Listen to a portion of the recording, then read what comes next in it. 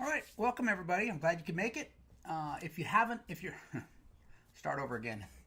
Welcome everybody. Glad you could make it today. This was kind of a impromptu live stream. I just started planning it this morning, so I'm glad everybody could make it. If you're not familiar with my channel, it's all about how to replicate ancient pottery types. So we're going to be talking about the technology of pottery, of ancient pottery, how it was made, and how we can make it today.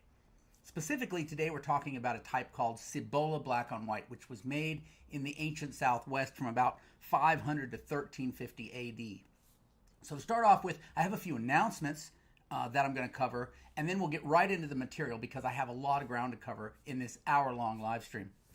I'm also going to be covering any pottery-related questions you have. Now, within reason, right? Because I can't, as somebody asked, how do you make pottery or how do you form pottery, without a machine? So, I'm not going to get down to the rudimentaries of pottery. But if you are interested in pottery and you have a question, especially as it relates to replication or using primitive tools or wild collected materials, that would be a great question for me. If you have questions about electric kilns and glazes, I'm probably not the guy because that's not really my area of expertise. All right, so if you have questions, just leave them in the chat, and I'll try to answer all of them before we're done. All right, so to start with, I have already scheduled my first workshop for 2024. And so just to let you know, that's going to be, this is an in-person workshop.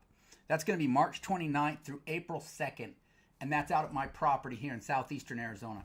So if you're interested in that, you'll have to check out my website at ancientpottery.how. Now, it's not on the website yet. I haven't put the details in, and you can't purchase the class or the workshop at this point. But I will be doing that in the next few days, certainly in the coming week. So you can watch for that if you are interested.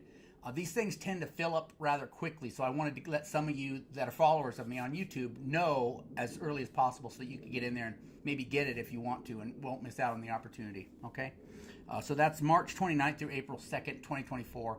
And as I said, it's not on the website yet, but it will be in a couple days. I will also schedule a second workshop probably in early April. That'll be one of my 3-day workshops, so it'll be a little more affordable. It won't be quite so involved. We won't go dig clay and those kind of things. So if you're interested in that, that's another option that'll be coming up. All right, I have a pottery demonstration pottery firing that I'm going to be doing at Steam Pump Ranch in Oro Valley, Arizona. That's December 9th, and that starts at 9 a.m. So if you're interested in coming out, meeting me, watching me fire pottery, you can even bring a pot if you make one, and I'll fire it for you. That's December 9th, Steam Pump Ranch in Oro Valley, 9 a.m., okay? And then the last announcement that I have is the Ancient Potters Club is my Zoom pottery class. We meet every Wednesday night at 5 o'clock Pacific, and let's see, what's that, 6, 7, 8 o'clock Eastern, Wednesday night over Zoom. So if you're interested in that, that is also on my website at ancientpottery.how, all right? And now let me get back to some of these questions. I'll answer some questions before I dig into the Cibola White Ware stuff, okay? And there was one early on by Ren Pixie. She said, can you run dried micaceous clay through a corn grinder without damaging the mica used as temper? Yeah, you can. That mica that's in there, it comes in varying sizes, but you can grind that smaller. It's not gonna. It might make the particles smaller, but it's still going to be glittery. It's not going to be destroyed. So it shouldn't be any damage done to it, running that micaceous clay through a grinder. Tyson, greetings from Italy. I would like to say that you are amazing, and can you recommend a beginning book for understanding the chemistry of clays? Tyson, it's nice to have you here from Italy, but I don't know much about the chemistries of clays myself, and I certainly don't know any good books on the subject. I learned it the hard way myself, what I do know about clay. So that's all I can tell you. It would be nice if I could recommend a book, but I don't have one. Airstream Wanderings is here. Hey, Wes. Judith Winter, Tyson, the one that was recommended to me is clay and glazes for the potter. So there's a good suggestion from Judith Winter, Tyson.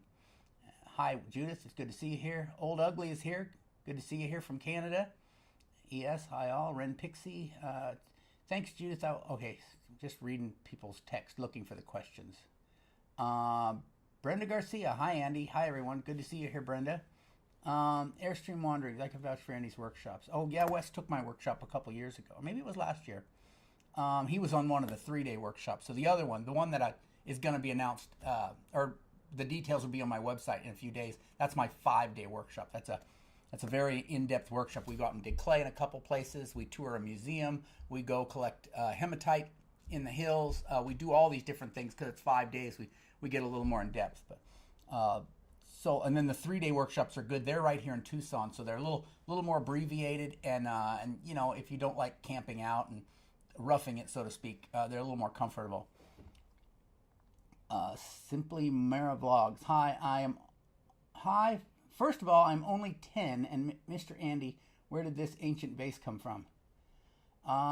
Simply X Mara Vlogs. I don't know what vase you're talking about, so I can't help you. I'm going to be showing you some ancient pots pretty soon. I made some clay from your clay. It's just dirt video, says Amelia. That's great. That's what the point of that video was to hope that people could make stuff out of their own clay. Thanks, Andy, for the reply. Any other book suggestions? If not, no problem. I'll watch all your videos. I actually had a video, Tyson, maybe a year and a half ago, where I recommended a whole bunch of books. It wasn't one of my most popular videos because a lot of people don't read books anymore. But there's a video out there on YouTube where I go into some of the books I recommend, and you should look that up. If you go to my channel, click on videos and do a search for like books, you should be able to find that. And I think that'll help. The best one, if you are interested in pottery replication, coiling, the kind of things that I cover, then you can't go wrong with Clint Swink's Messages from the High Desert. That's a classic on the subject that I deal with. Let's see. Hakeem, good afternoon, sir. Came across your channel 2 days ago. Have never done pottery, but really interested. Thanks, Hakeem. James Cecil went on a road trip to Arkansas for white kaolinite yesterday. Struck out, though. Time to service engine soon. Oh, my, yeah. Carlise, have you ever come across a mouse effigy painting? I asked because of the mouse that traveled with you. No, I don't think I ever have seen a mouse effigy pot, but that would be interesting. Okay, let's dig into that Cibola White Ware. Cibola White Ware, as I said earlier, was made from about 550 to 1350 AD here in the American Southwest. And I can show you where. So I looked online for a couple of maps. Basically, archaeologists take, there's a huge area, basically the entire Colorado Plateau, which is a big area, northern Arizona, southeastern Utah, southwest Colorado, northwestern New Mexico, and they call the whole culture is called Anasazi or ancestral Puebloan. And so it's a big area.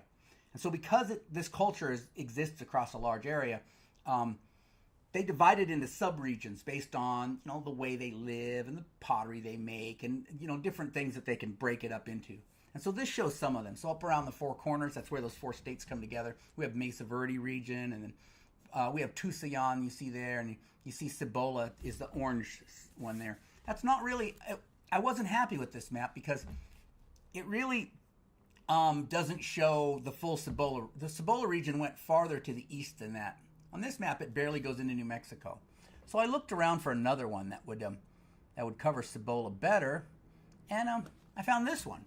And this one has the opposite problem. It covers the eastern part really fine, but it doesn't show Cibola going over the border into Arizona, and it certainly did. At least,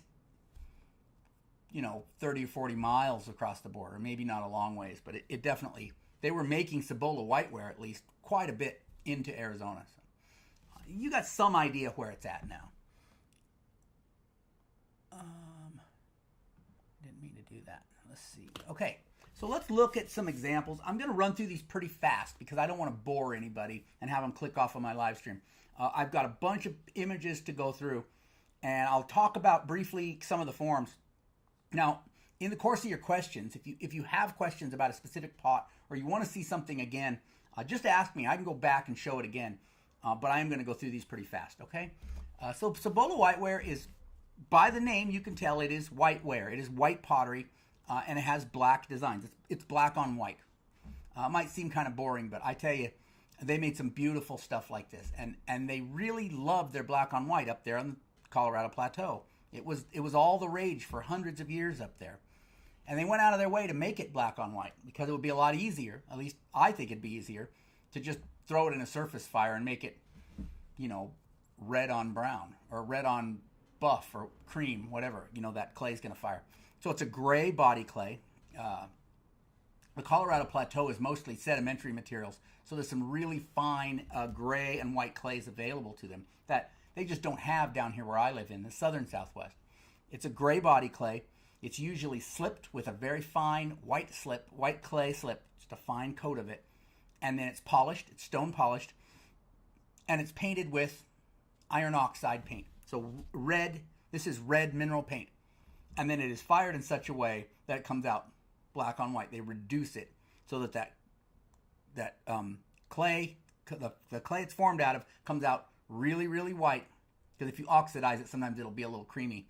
And then that red paint, they reduce it so it pulls all the oxygen out, comes out black, black, black. Okay, so let's run through some of these examples that I have to show you here. Okay, this is the form they call a pitcher. I know it's not exactly a pitcher, but that's what archaeologists call this form, pitcher. And these Cibola White Ware pitchers are very common. They're one of the most, they loved making these. And so you see them a lot.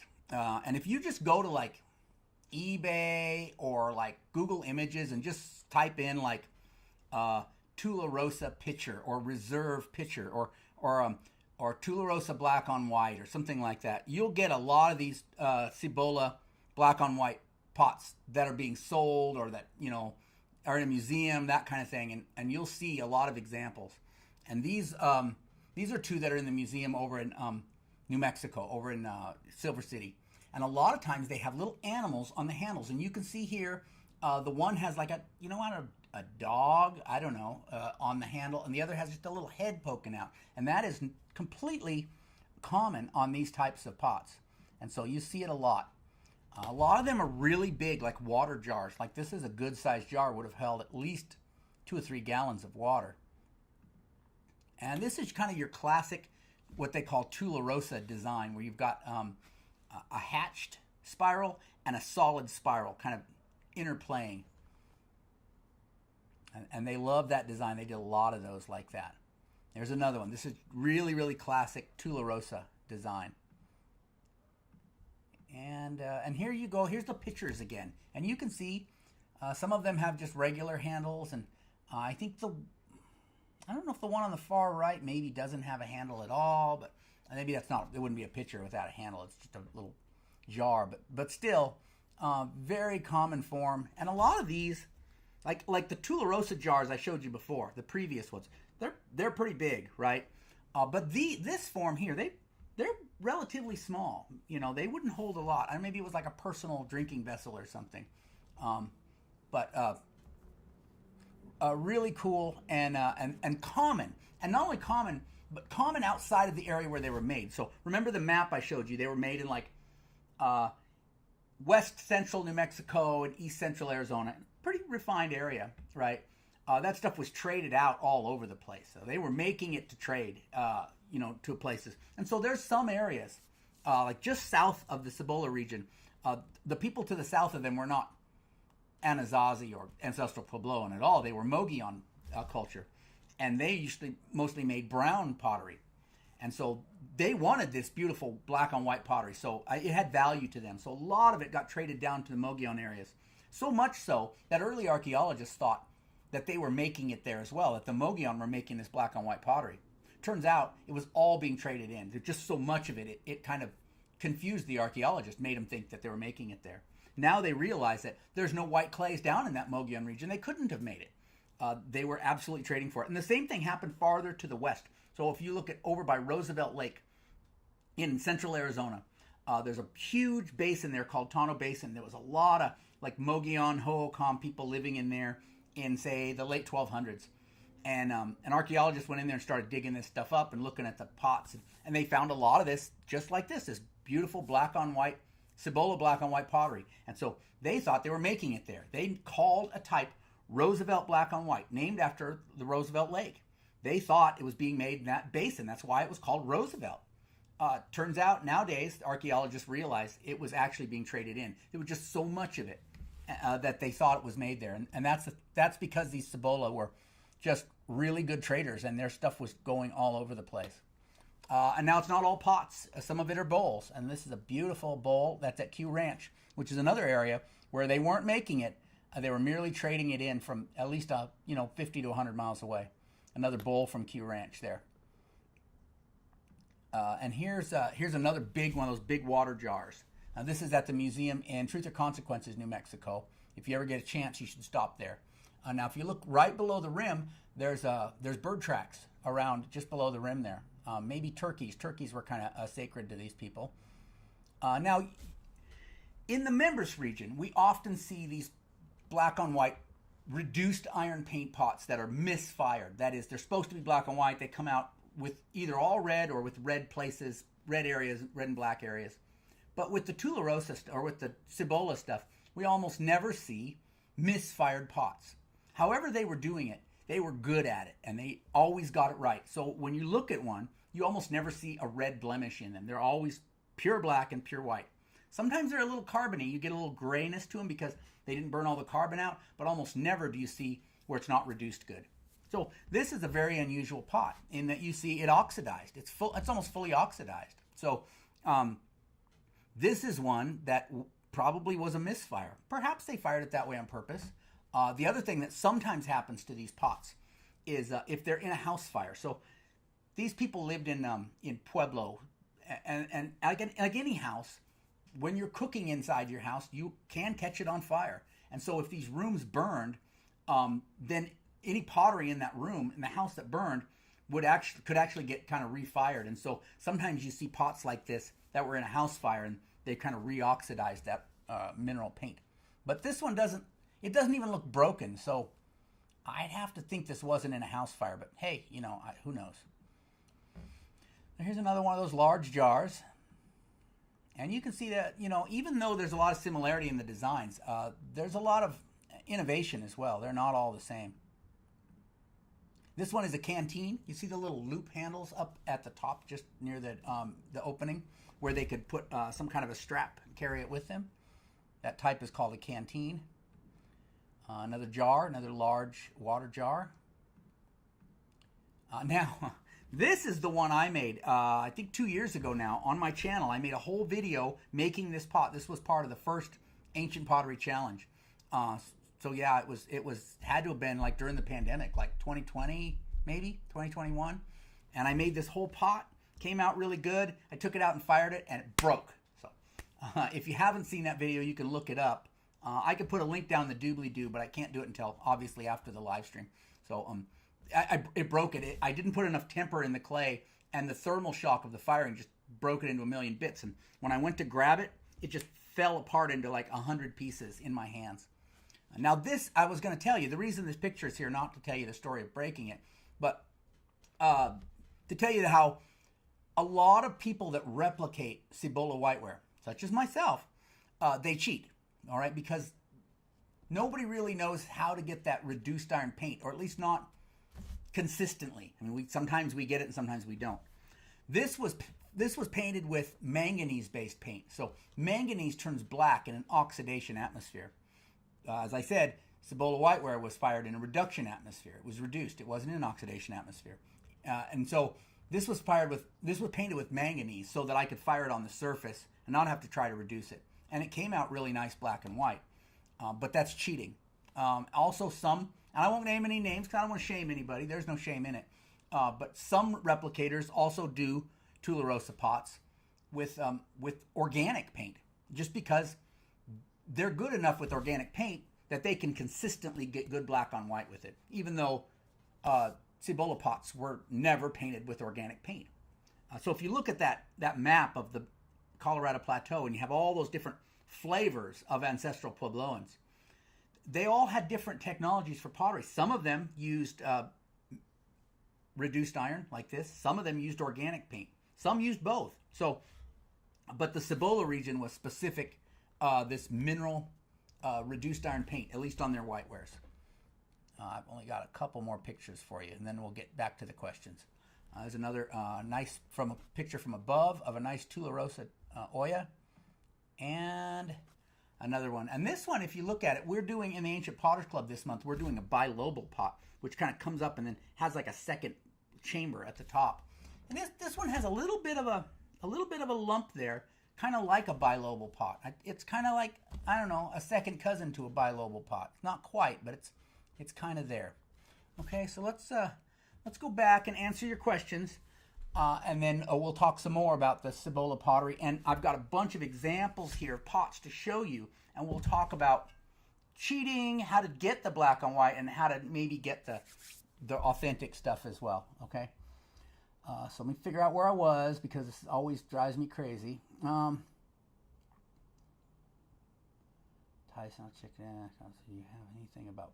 Do you know anything about pottery that was made more in the Texas area? Any overall similarities? No.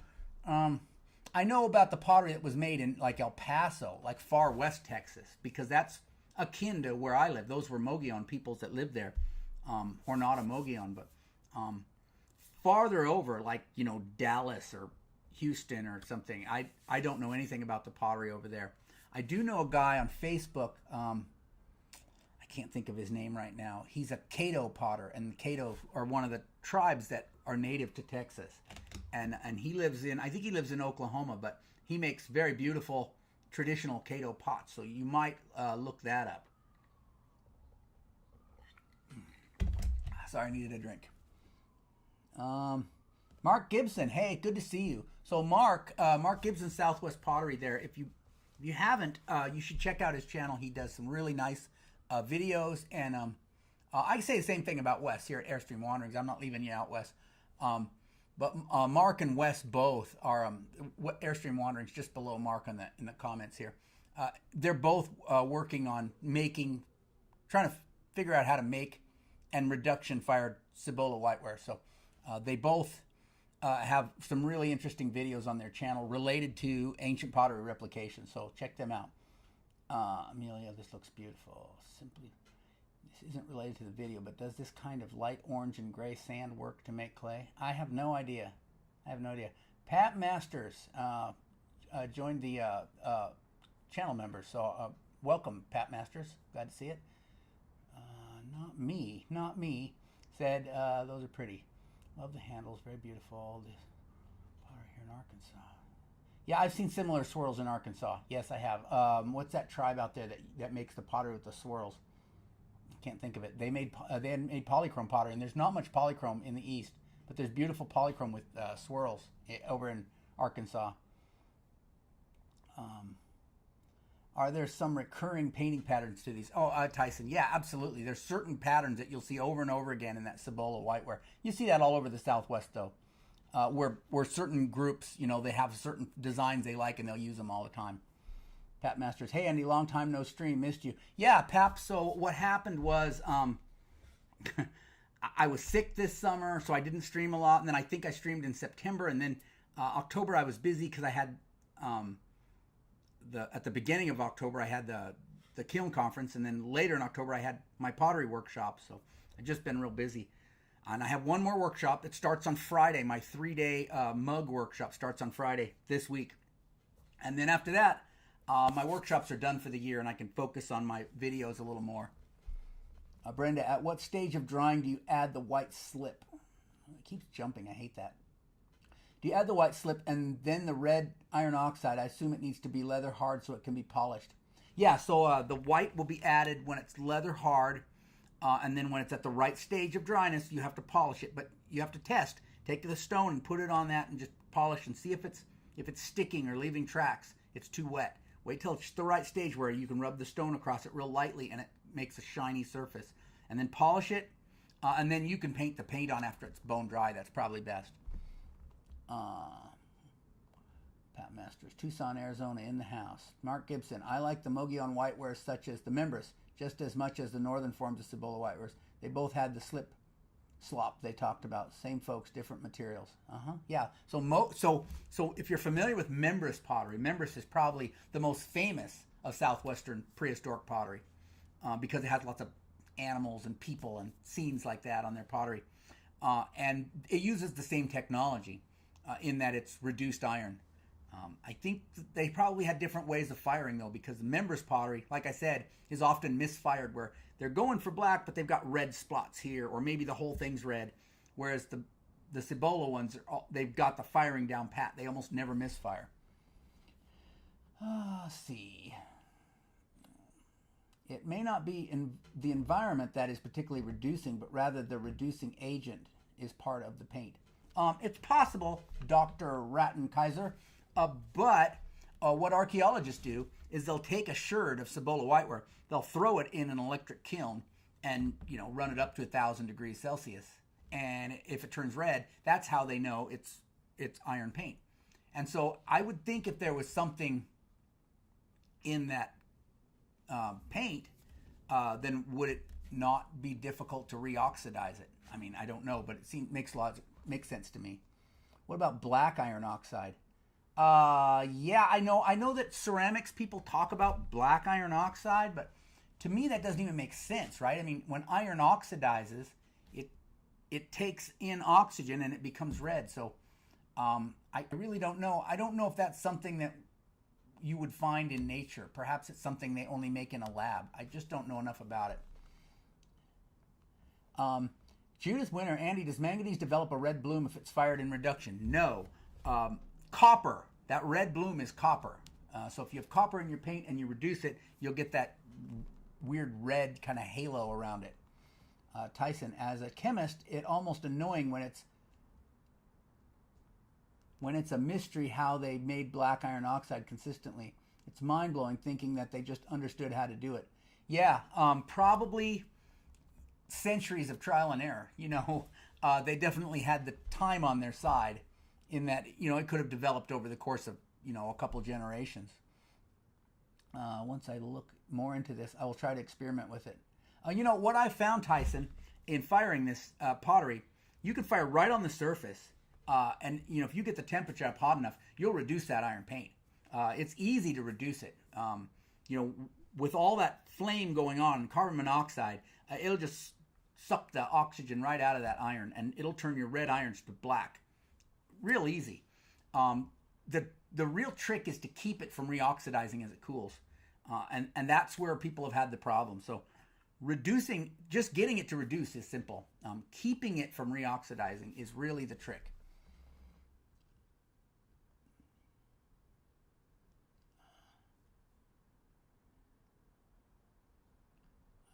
Krosh the Great. Big fan of your videos, Andy. Really interested in Pueblo pottery and the like, since we have no indigenous pottery here in New Zealand.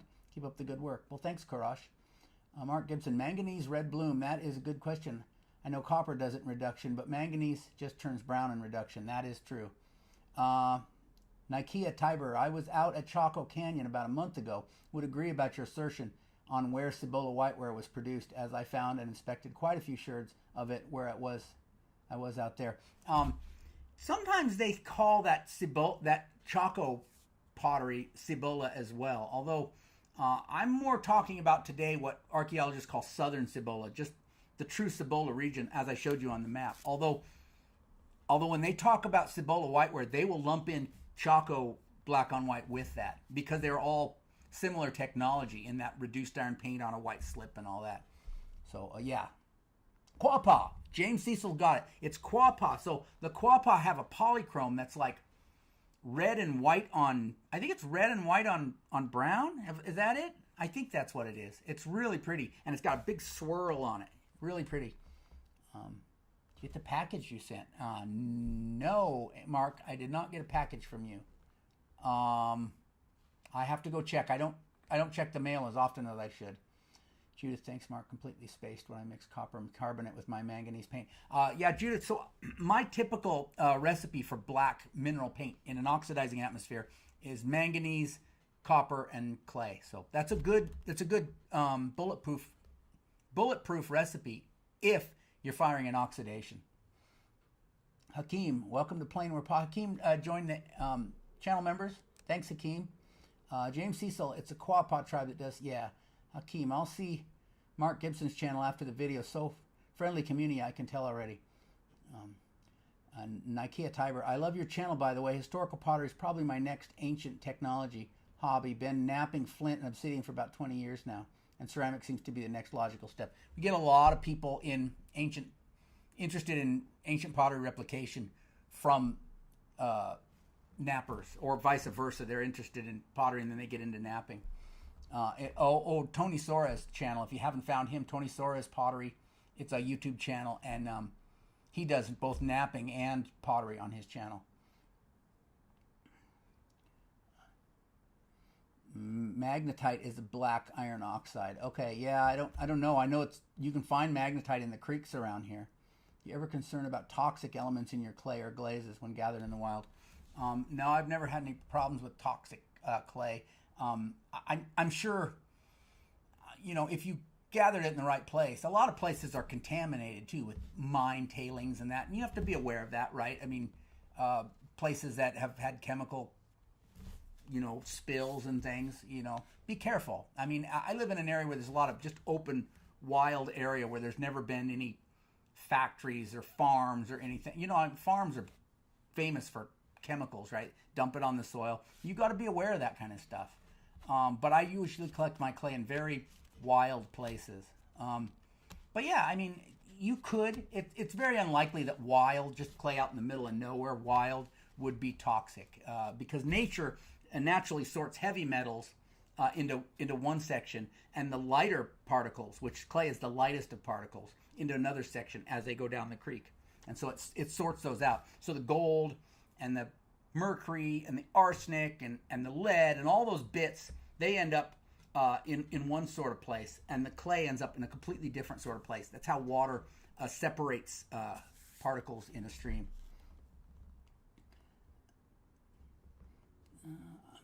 Dr. Rattenkaiser, the reducing agent is used up the first time you burn it. If you burn it again, this could be the reason for the completely red pot. So Dr. Rattenkaiser, if you know something about chemistry, what kind of materials would do that? That would burn up, but would cause it to they didn't have a lot of chemicals. They just had natural materials. So I wonder if you could give us an example of something that would encourage that iron to reduce, that they might have had access to. Oh, Lanite Dave, good to see you here. Black iron oxide is just less oxidized than red. It's more like magnetite than hematite. If you fire it in oxidation, it will turn red. Okay. So if I used, what you're saying, Dave, is if I used magnetite, like it's in creek beds out here. A lot of times you'll go to the creek, the little wash, and you'll see black. And you can pick up, if you're careful, you can just scoop up the black, or you can run a magnet through it and get the black, right? And so then I could take that black, turn it into paint it on the pot, it would look black, but if I fired it in oxidation, it would turn red just like any other iron. Is that correct? Ren Pixie, perhaps taking the hot pottery and placing it into another heated pot and covered with a tight lid to cool. Thought about it, Ren. Some of those pots we looked at are pretty big, though. So you have to have a pot bigger than that and with a big, wide mouth. And generally, the biggest pots they made were those water pots, and they didn't have ones with big, wide mouths. So I think you could be on the right track, but I don't know if they had the pots to do it. Would be cool trying to do some elemental analysis, trying to understand if the reducer is directly into pottery mix or just was the process special. Yeah, and here's the thing. Here's the real kicker about Cibola. So if you go up to the Four Corners region, if you go up around Mesa Verde, you'll find lots of trench kilns. The people that lived up there fired in these stone-lined trench kilns, real long rectangular kilns, and they find them all over the place. So archaeologists have excavated these trench kilns, so they have a really good idea, or at least a vague idea, how that pottery was fired. In the Cibola region, they haven't found any kilns, so we're just left guessing. And even if we figure out exactly how to get the right results, we still won't know if that's how the ancient people did it, because we have no kilns. Okay, let me show you some of the pots I brought and talk to you about reduction technology. First of all, I'll show you the pot I'm working on. This is the last pot for the Ancient Pottery Challenge for last year, it's for this year, but last season. this is the owl effigy. So I have to start painting on this tomorrow because I want to get that video out next week. So I got to get it painted and fired in the next 2 or 3 days before my workshop starts, which is Friday. Okay, I've made a few attempts at reduced iron. This was the first one. This was the very first Ancient Pottery Challenge. This was a ladle I did. Can I get it to focus? And you can see it's not really red. When it was painted on, it was bright, bright red. This is the material I used. It's that color. So it reduced a little, but it's also a little bit brownish. It's not quite as black as it could be. But that was just my first try. I've had a few others. I don't have all of them here. This is my last attempt, and you can see that's pretty good. It's pretty good. It's a little brownish in a couple places. I got a big, like a sooty spot over here, but for the most part, this is pretty good. This was one of my recent attempts. Now, sorry, my nose is itchy. I've got these like fall allergies right now, killing me. Let's talk about those trench kilns. We talked about those trench kilns in the Four Corners area, right? So last year at the 2022 Southwest Kiln Conference, I brought this. This is a replica of a Cibola White Ware pot. I brought this to the kiln conference to fire in the trench kiln. And this was this was painted with my my standby mineral paint for oxidation, which is 1 part manganese, 1 part copper carbonate, 1 part clay. And it's rock solid in oxidation. So let me show you an example. So here it is in oxidation. This is my little feather box. See that? That's a good black. That's a good black.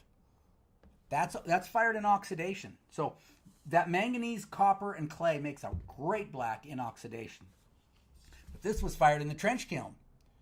So it didn't oxidize very well. In fact, it reduced a little. Well, that's what manganese does when it reduces, is it turns brown. So you didn't get a good black. Also, sometimes when it reduces, copper will give you that, see that kind of reddish blush on there? A little bit of a halo around there that's reddish. And that's the copper coming out. So the copper and manganese in reduction is a nightmare. So, I mean, it's still a pretty pot, don't get me wrong, but it's really not the right paint for the way it was fired.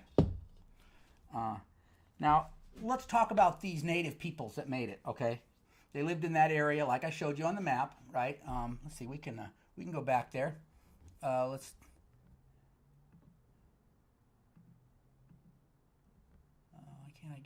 I see what I'm doing. Doing it wrong. There it is. Okay. So if you look at that Cibola region there at the bottom, who lives there now, right? Zuni and Acoma Pueblo are both, if not in that area, very, very close. So we say, well, certainly that, these people didn't lose this technology, right? They still make black on white pottery at Zuni and Acoma. Well, it's probably a little dusty. This is a pot I bought at Acoma a few years back. And you can see look at that, black on white pottery. Well, hey, they're still making black on white pottery. We'll just go look at how they do it at Acoma, right? And we can figure this out. No, because at some point in the distant past, probably before the Spanish even came, so maybe like the 1500s or the 1400s or maybe even earlier, they changed from a reduction firing to oxidation firing. So all the pottery they've made at Zuni and Acoma in historic times, historic times start when the Europeans first came with pen and paper and started writing things down. So, what Coronado came in 1540, right? So let's say 1600. From at least the time of the 1600s, they've all been firing in oxidation. So this is manganese-based black, and that's the same thing they use at Zuni. They use a manganese-based mineral paint that fires black, just like I do, right? Just like a lot of people do that fire in oxidation. But this Cibola pottery, it was fired in reduction. And we know that, like I said, because you can take a sherd, throw it in an electric kiln, and it'll turn just as red as can be. It's easy to make black on white pottery. This is my point. And if you want to make black on white pottery, just get some manganese. It's easy. You could throw this in an electric kiln, and it'll turn black. It'll be perfect, right? In fact, most of this Acoma and Zuni pottery made today is fired in electric kilns. So if you just want to make something like it, there's no shame in it. Just go get some manganese and, copper carbonate and manganese dioxide and make some paint and do it. What I'm talking about specifically today is trying to figure out how the ancients did it. Now, next summer, I would like to, if I can figure out, I know the archaeology down here in my area pretty well, but I don't know as much about the archaeology up there in the Cibola region. So I'm hoping if somebody who knows could point me in the right direction. I'd love to go out to some of these old pueblos from, the 1200s or something. Ones that are in wild areas where the land hasn't been developed or plowed or, messed up. And I'd like to hike around, all around the vicinity of these ancient pueblos that were making this stuff and look for evidence of firing. I think it's out there. I mean, they had to have been firing pottery, and a lot of it, over the course of, centuries. And I think just because nobody's found a kiln doesn't mean they're not there. It just means they don't know what to look for. I think I have a good idea what to look for, and I'd love to do that. But in the meantime, I'm trying to figure out how to fire reduced iron. So this is our project from the Ancient Potters Club for last month. For October, we made Members Polychrome.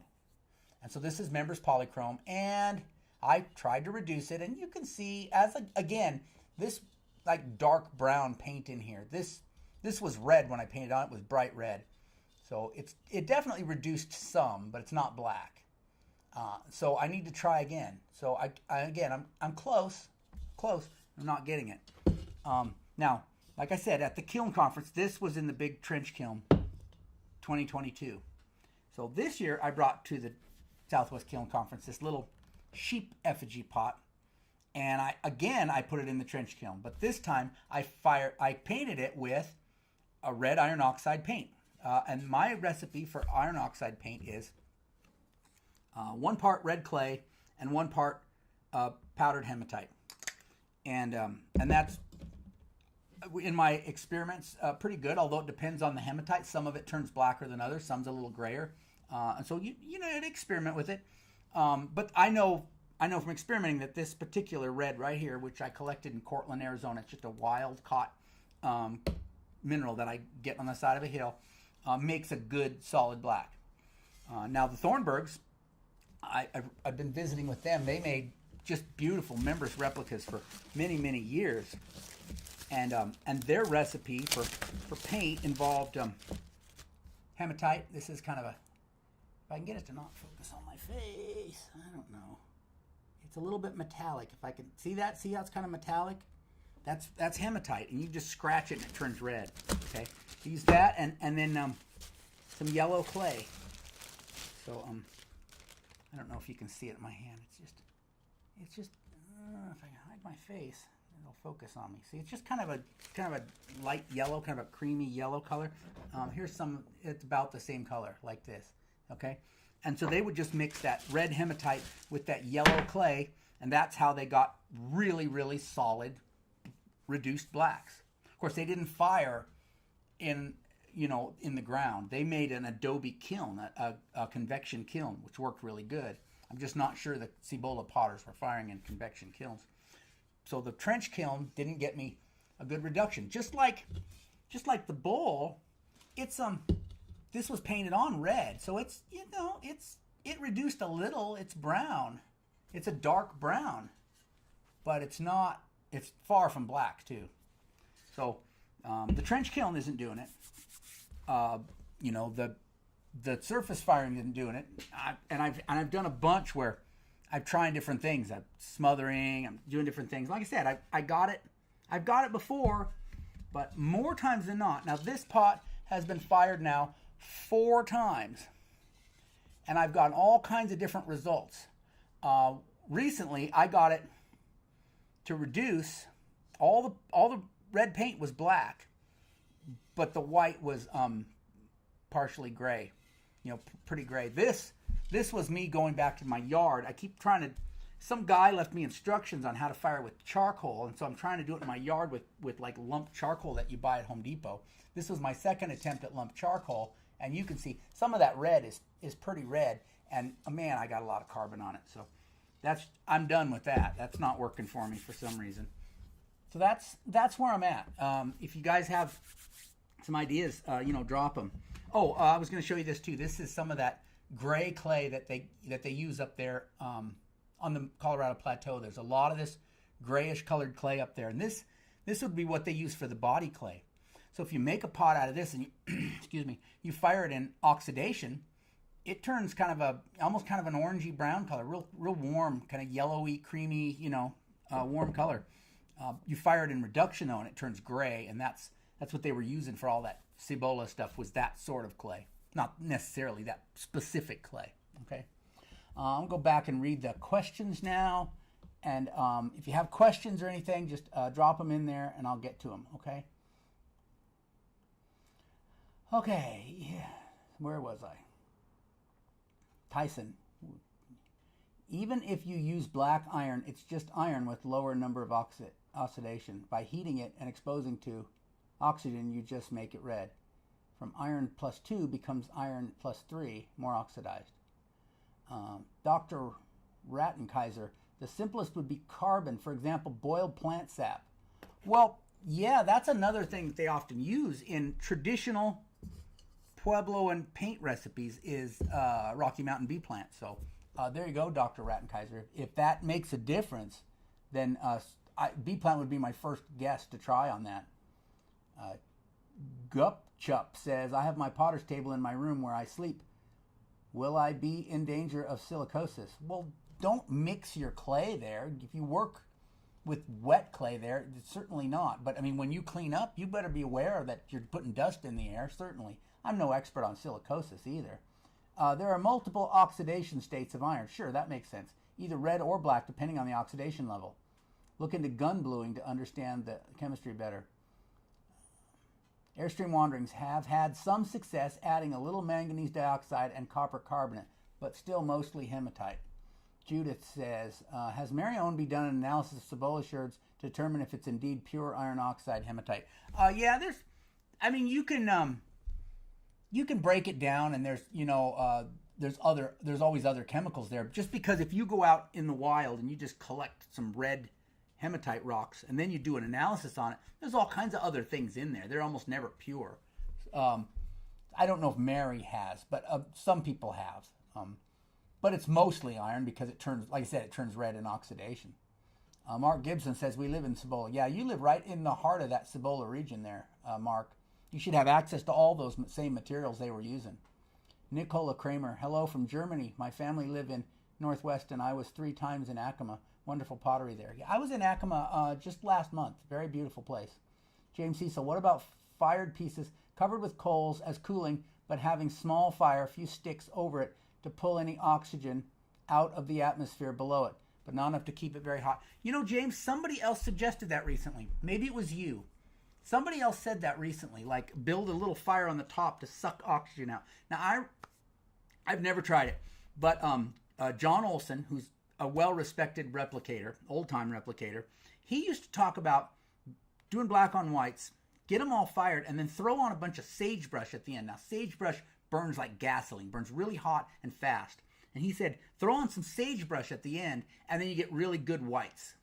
And so that might be a similar thing, like, sucking that oxygen out, giving it a good reduction hit at the end. So definitely something that might be worth trying. Gupchup. I also wonder why there were less records of East Coast Native American pottery, and why do the pots found not have any pigment? Yeah, I don't know. They never got into decorating out there so much. A lot of incising and that sort of thing, but they never did. At least not that I'm aware of. Mark Gibson, we will take you kiln hunting in Cibola whenever you're ready. We know where there is a whole village, the commoners side of the valley and the elites, but the commoners seem to have the kilns. Hey, Mark, I'm go for that in as soon as I'm done with my workshops. So what do I got? November? We could do it Thanksgiving time even if you want, if you're available and the weather's okay. Will O is here. Now, Will O's another one that's working on this. So go check out his channel as well. Will O's Southwest Studio. And he has some videos on this same subject. Did you use cover sherds in the smothering process or just as is? Depends on which one you're talking about, Will. So this one was put right on the ground. So it didn't use a cover sherd because I used the bottom of the bowl as the cover, right? with this fired in the trench kiln, there was a lot of cover sherds over the top.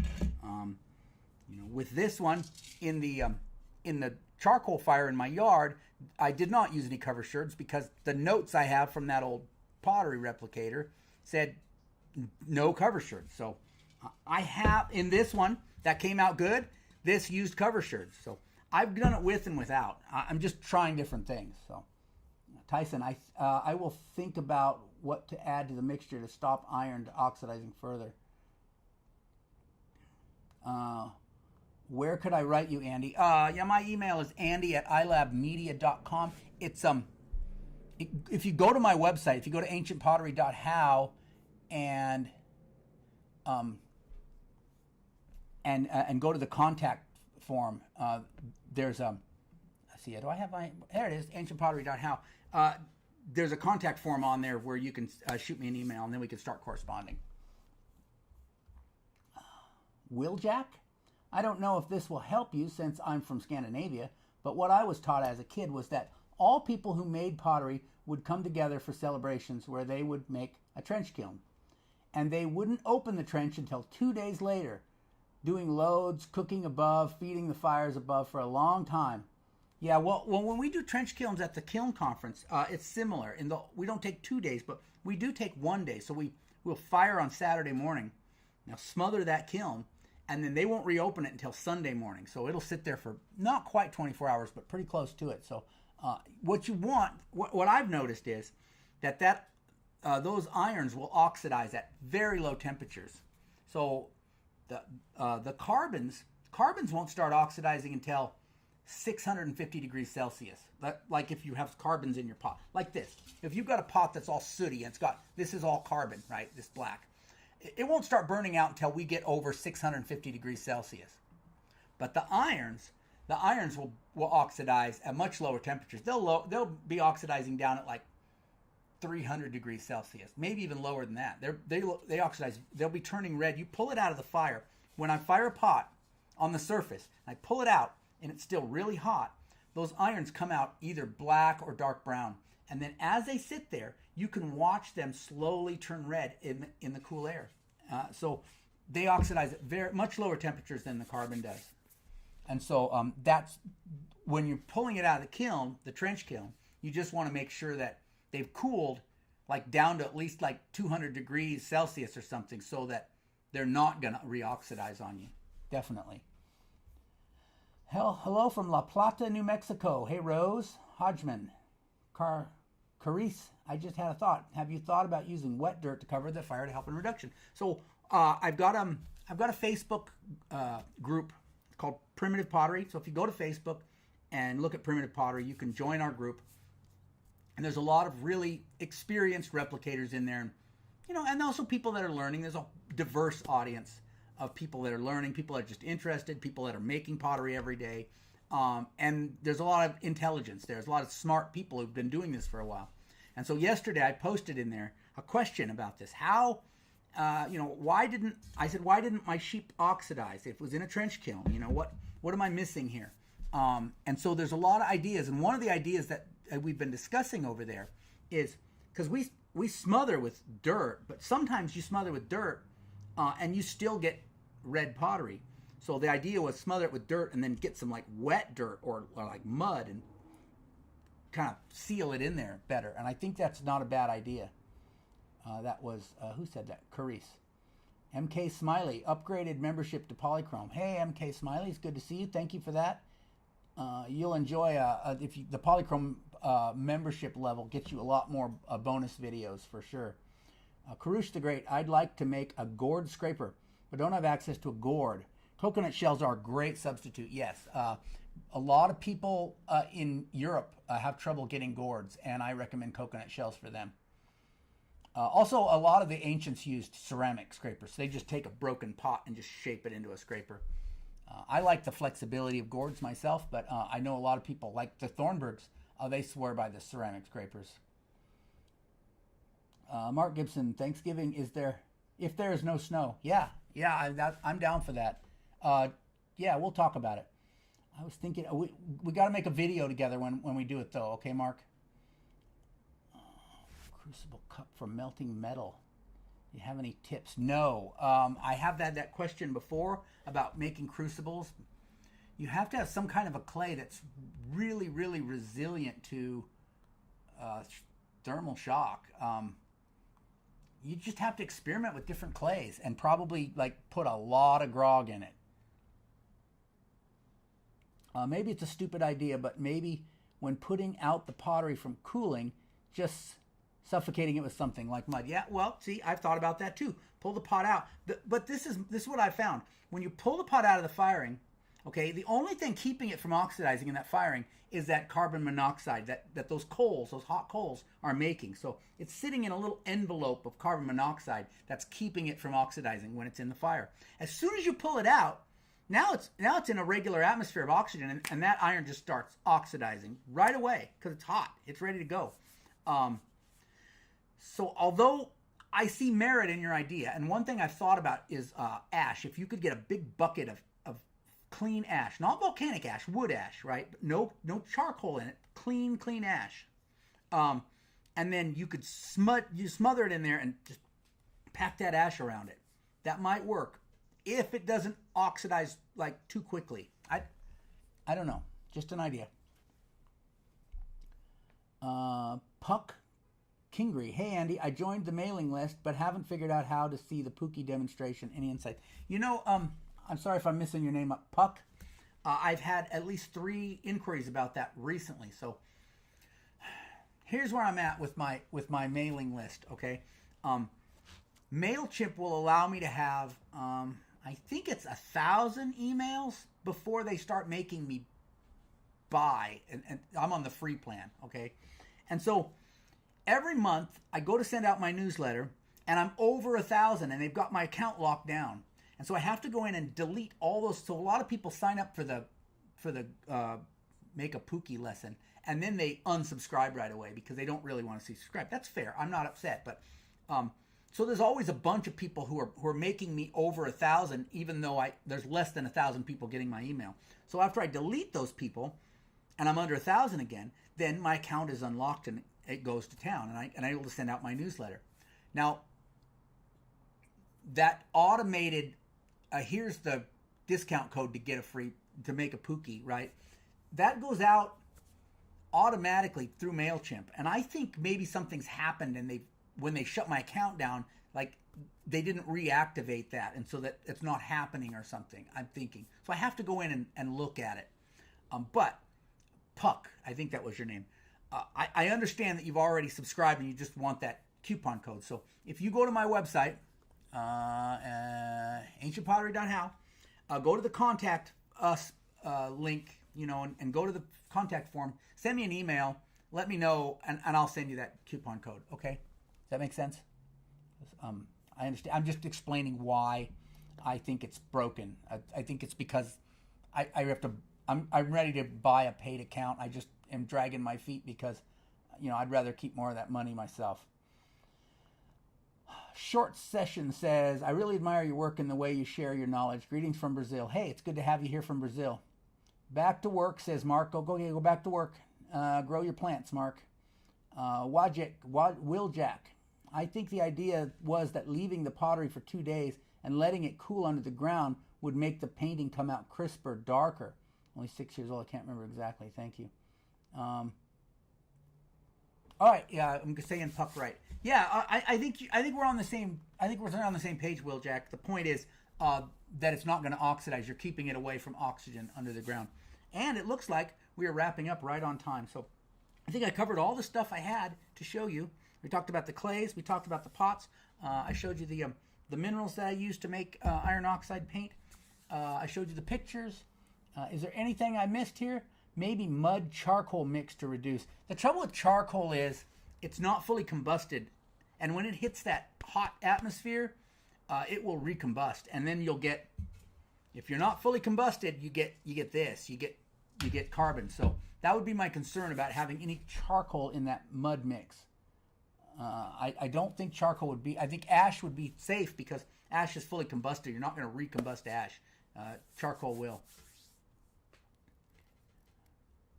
Puck going to join the Potters Club. Okay, yeah. So let me cover my my notes really fast, my announcements, okay? Hit the like button. That'll do me a big favor if you hit the like button on this. My workshop, my next pottery workshop, the 5-day pottery workshop out at my property. This is the full deal where we collect clay, we collect minerals, we do the whole thing.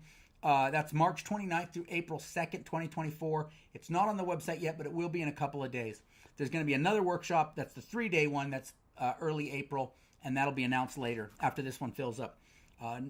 December 9th at 9 a.m., I will be out at Steam Pump Ranch in Oro Valley, Arizona, doing a demonstration firing. If you're in Arizona, come down to Oro Valley and meet me and even get a pot fired if you want. Ancient Potters Club, every Wednesday night on Zoom, we make pottery together. This month, we're making the bilobal pot. It's not too late to join and get in on the bilobal pot, which we're making in November. Okay, ancientpottery.how is the web address. You go there and join the Ancient Potters Club. I think you'll be happy. Is it possible that they wrap the piece in some sort of organic material that would create a sort of shell around the pot? Organic material wouldn't work because it would combust because it's so hot. I don't think, Brenda, that we're looking for something inorganic, I think. The bentonite hills are of no use. I don't know. Bentonite hills sound good to me. Use as a slip. Don't use bentonite to make a pot. It has too high a shrinkage rate. Thank you. Didn't know that. Interesting. Thank you for the live. Have a great day. You too, Tyson. Thanks for coming from all the way from Italy. Greetings from Greece. Your channel has been a great inspiration. Congratulations on being so wholesome. Thanks, Rada the Wilda, I think. Dr. Rattenkaiser. I would bet that the reducing agent is part of the paint. They probably put something like plant syrup in the paint to make it stick better, and that accidentally... Yeah, well, you might be right. Martha Strogan is here. Very enjoyable. Is the Ancient Potter Club at 6 now? Yes, the Ancient Potter Club, if you're in Arizona, Martha, is at 6. Everybody else, it stays the same. So everybody's done the daylight savings time thing today. Arizona doesn't do daylight savings time. So for those of us in Arizona, our Ancient Potters Club time shifts. That way everybody else can stay the same. I know it's confusing for those of us in Arizona, Martha, but most people in the Ancient Potters Club are not. All right, everybody. I think we covered it. Thank you very much for sticking with me and coming around, and we'll catch you next time.